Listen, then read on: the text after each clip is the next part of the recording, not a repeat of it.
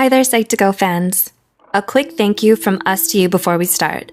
We want to let you know how much we appreciate your continued support and thirst for knowledge. So, let's continue our brave march to learning about psychology. Fear. You felt fear. It's a dark night and you're watching a horror movie. You scream or jump a little when a scary scene comes up. Or you're plunging down the big drop on a roller coaster and your palms are sweating while you yell from the thrill. We're not talking about that kind of fear.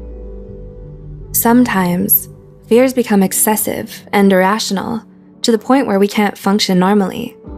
The intense worry and avoidance caused by these fears can interrupt day-to-day living, causing panic when that fear is encountered. That's when the fear becomes a phobia. Phobias are classified into 3 types: social phobia, agoraphobia, and specific phobias. Specific phobias are further grouped into 5 major categories: environment, situational, animal, blood, injection, injury, and others. A 2017 study found that over 10% of adults in the United States alone struggle with phobias. This makes phobias the most common psychiatric illness among women and second most common among men. Curious if you have a particular phobia? Let's look at the 7 most common phobias. 1. Arachnophobia, the 8-legged nightmare. Currently, the most common phobia in the world is arachnophobia, which is the fear of spiders. This phobia affects 3.5 to 6.1% of the global population, meaning around 300 to 400 million people are affected each year. Women are twice as likely to have arachnophobia when compared to men. However, 55% of people may harbor some fear of spiders, just not a full phobia. Researchers Oman and Maneka believe that arachnophobia may be rooted in our evolution. Allegedly, our ancestors found their appearance frightening and viewed them as a threat of food and water contamination. 2. Ophidiophobia. Do you hear hissing? Because I hear hissing. Have you seen something out of the corner of your eye that's long and sinuous and froze in fear? Maybe you can't catch your breath and your heart hammers in your chest when a friend shows you their Snake of the World book. If so, you just might have Ophidiophobia, the fear of snakes. Ophidiophobia is the second most widespread kind of specific phobia, with around 1/3 of adult humans reporting to be suffering from it globally. Similar to its siblings, arachnophobia, the fear of snakes is believed to be rooted in the primitive drive to survive, as snakes are typically perceived as a vicious and dangerous creature. Additionally, personal experiences and cultural influences may also play a part, as studies have shown that in places where snakes are less common, more cases of ophidiophobia were reported. It's no wonder snakes often take a starring role in various movie scare scenes and fear-facing reality shows. 3. Acrophobia. Glass elevator?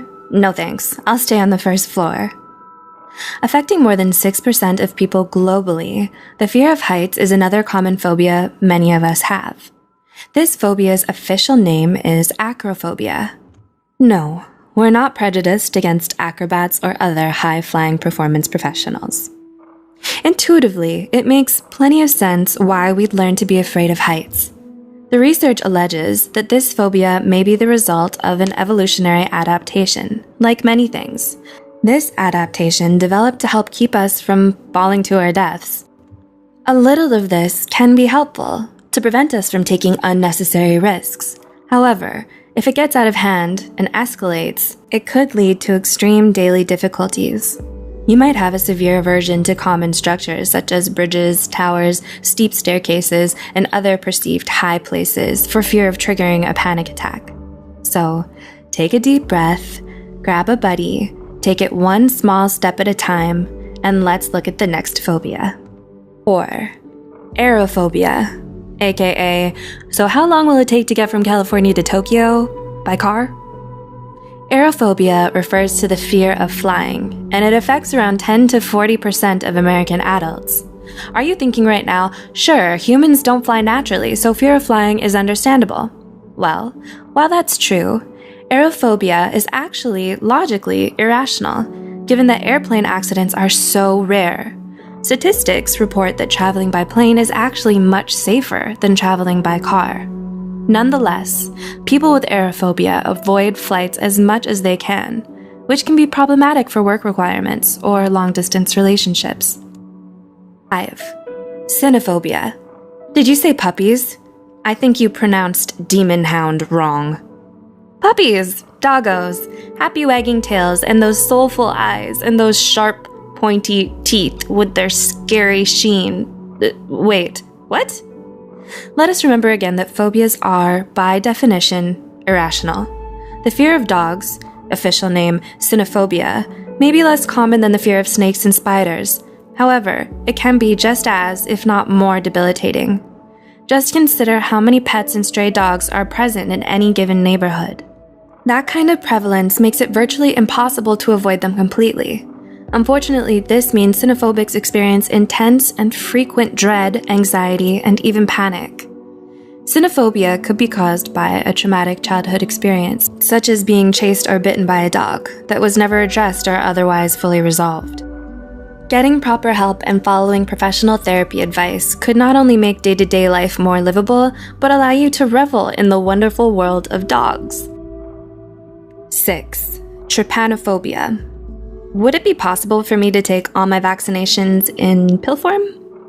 Next up, we have trypanophobia, the fear of injections. Ever seen the huge, strong sports guy break out into unprovoked tears when it was his turn to get vaccinated at school? Or seen the undisputed tough girl pass out when being asked to donate blood? Maybe they have trypanophobia. While it's normal to be afraid of injections as children, statistics report that the fear persists in approximately 20 to 30% of adults, escalating to become trypanophobia. Trypanophobics stringently avoid medical treatments, hospitals, and doctors. As you can imagine, this is incredibly risky to their health. How bad can it be, you ask? Well, the fear can be so intense that most would faint at the mere sight of a needle. An interesting bit of trivia. Trypanophobia is the only kind of specific phobia that is found to run in families.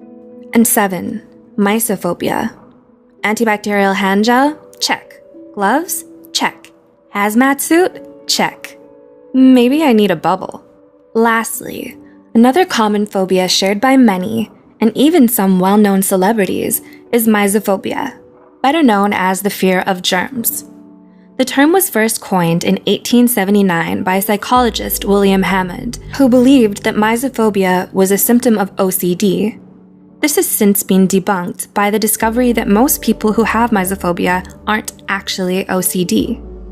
Mysophobia can manifest as excessive cleaning, compulsive hand washing, and extreme avoidance of bacteria and germs, such as frequent or constant use of gloves, face masks, and other perceived germ-blocking attire. In extreme cases, mysophobia can cause people to become shut-ins, cutting themselves off from the outside world for fear of being contaminated. So, in the end, where do phobias come from? Well, according to the American Psychological Association, phobias typically emerge during childhood or adolescence, persisting into adulthood. Phobias, unfortunately, are usually not solo travelers. It's more likely to have multiple phobias than just a single one. Also, we have seen here that some are more common than others. Do you relate with any of these? Do you know someone who does? This has only shown some of the most common phobias. There are many more, such as fear of storms, fear of dolls, fear of enclosed spaces, among others. A specific phobia is characterized by intense fear and avoidance behaviors that can negatively impact a person's life. Fortunately, though, all phobias are treatable, usually with cognitive behavioral therapy. So, if you're suffering from a phobia yourself, or know someone who is, it's best to seek out a mental health care professional and get the help needed. Thank you for watching. We hope you learned something and gained some insight. Please help us continue our video on providing knowledge by liking, commenting, and subscribing. What would you like to see next? Let us know in the comments below.